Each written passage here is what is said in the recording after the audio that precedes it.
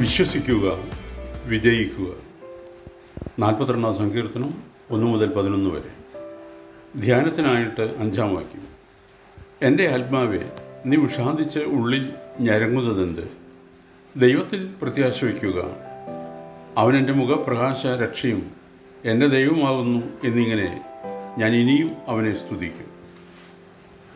ഈശ്വര നിർമ്മിതമായ ശക്തി കേന്ദ്രമാണ് ഓരോ മനുഷ്യനും. അവിശ്വാസമാകുന്ന ആവരണത്താൽ മൂടപ്പെട്ടിരിക്കുന്നതുകൊണ്ട് ആ ശക്തിയുടെ വിശ്വരൂപം പലർക്കും ഇനിയും മനസ്സിലാക്കാൻ കഴിഞ്ഞിട്ടില്ല.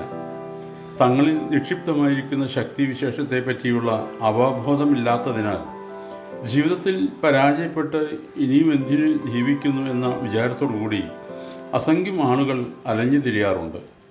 പരാജയബോധത്തെ കുത്തിയുണർത്തുന്ന ചിന്തകൾ ഒന്നിനു പുറകെ മറ്റൊന്നായി അവരെ എത്തിപ്പിടിക്കും. അവയുടെ പിടിയിൽ നിന്ന് രക്ഷപ്പെടാനാണ് ചിലർ മദ്യത്തിൻ്റെ കൂട്ടുപിടിക്കുന്നത്. പക്ഷേ അവരുടെ ഉള്ളിൽ സ്ഥിതി ചെയ്യുന്ന ശക്തിയെ വിളിച്ചുണർത്താനുള്ള വിശ്വാസമോ വിവേകമോ ഇല്ലാത്തതുമൂലം ഒന്നിനൊന്ന് പരാജയബോധം ശക്തിപ്പെടുകയും അവർ സ്വയം നശിക്കുകയുമാണ് ചെയ്യുന്നത്. ഇത്തരത്തിൽ ഒരെത്തും പിടിയുമില്ലാതെ സ്വയം നശിക്കുന്ന അനവധി ആളുകളെ ലോകത്തെമ്പാടും കാണാവുന്നതാണ്.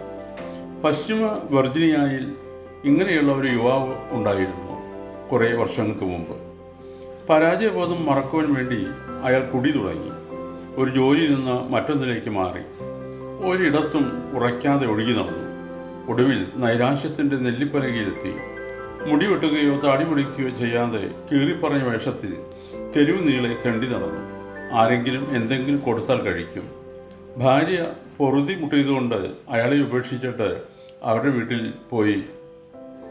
കയറിയെടുക്കാനിടമില്ലാതെ ആ മനുഷ്യൻ കണ്ട കളപ്പുരകളിലും കച്ചിത്തുറുവിൻ്റെ കീഴിലും ഇടവകളിലും കിടന്നുറങ്ങി.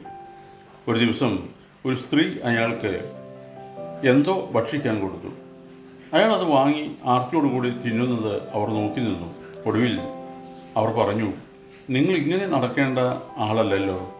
നിങ്ങളെ കണ്ടിട്ട് മാന്യമായി ജീവിച്ചിരുന്ന ഒരു ചെറുപ്പക്കാരനാണെന്ന് തോന്നുന്നു.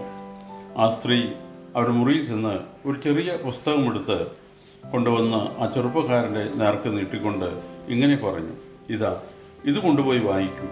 ഇതിൽ പറയുന്ന പ്രകാരം ചെയ്താൽ വീണ്ടും നിങ്ങൾക്ക് പ്രയോജനമുള്ള ഒരു മനുഷ്യനാകാൻ കഴിയും.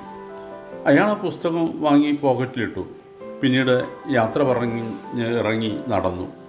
വിശേഷിച്ച ജോലിയൊന്നുമില്ല ചെയ്യാൻ. വീണ്ടും വീണ്ടും ആ കൊച്ചു പുസ്തകം അയാൾ വായിച്ചു. അതിലെ സന്ദേശത്തിൻ്റെ വെളിച്ചം അയാളുടെ ഇരുളടഞ്ഞ മനസ്സിൻ്റെ ആഴത്തിലേക്ക് ഇറങ്ങിച്ചെന്നു. നീ ദൈവവുമായി രമ്യപ്പെടുക. നിൻ്റെ ചിന്തകളും ജീവിത രീതികളും മാറ്റുക. വിശ്വസിക്കുക, വിജയിക്കുക.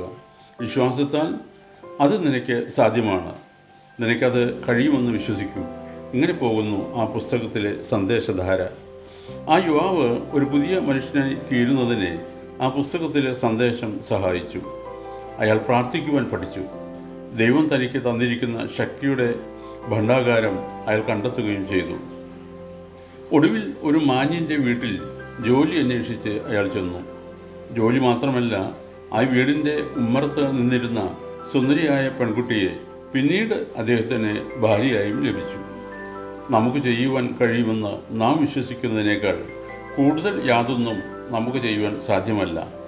നമ്മിലുള്ള ശക്തിയെ ഉത്തേജിപ്പിക്കുന്നത് നമ്മുടെ കഴിവിലുള്ള ഉറച്ച വിശ്വാസമാണ്. ഭയപ്പെടാതെ നമ്മുടെ കഴിവിൽ ആത്മാർത്ഥമായ വിശ്വാസം അർപ്പിക്കുക. ദൈവം ആകാശത്തു നിന്ന് എന്തെങ്കിലും കെട്ടിയിറക്കി തരുമെന്നുള്ള വിശ്വാസം ബാലിശമാണ്. നാം ആശിക്കുന്നത് സംഭവിക്കാതിരിക്കുമ്പോഴും ആശിക്കാത്തത് സംഭവിക്കുമ്പോഴും ദൈവം നമ്മുടെ കൂടെയുണ്ട്. ദൈവമല്ലാതെ നമ്മുടെ ആത്മാവിൻ്റെ ദാഹം ശമിപ്പിക്കുന്ന മറ്റൊരു നീരുറവും ഇല്ല. ഓർക്കണമേ, വിശ്വാസത്തിനപ്പുറം ഉദ്ദേശത്തിന് ശുദ്ധിയും ഉണ്ടെന്നാൽ വിജയം സുനിശ്ചിതം. എബ്രായ ലേഖനം 3:12. അവിശ്വാസമുള്ള ദുഷ്ടഹൃദയം നിങ്ങളിൽ ആർക്കും ഉണ്ടാകാതിരിക്കാൻ നോക്കുകയും. ദൈവം അനുഗ്രഹിക്കട്ടെ. പ്രാർത്ഥനയോടെ കർത്തൃശുശ്രൂഷയിൽ എളിയ ദാസൻ.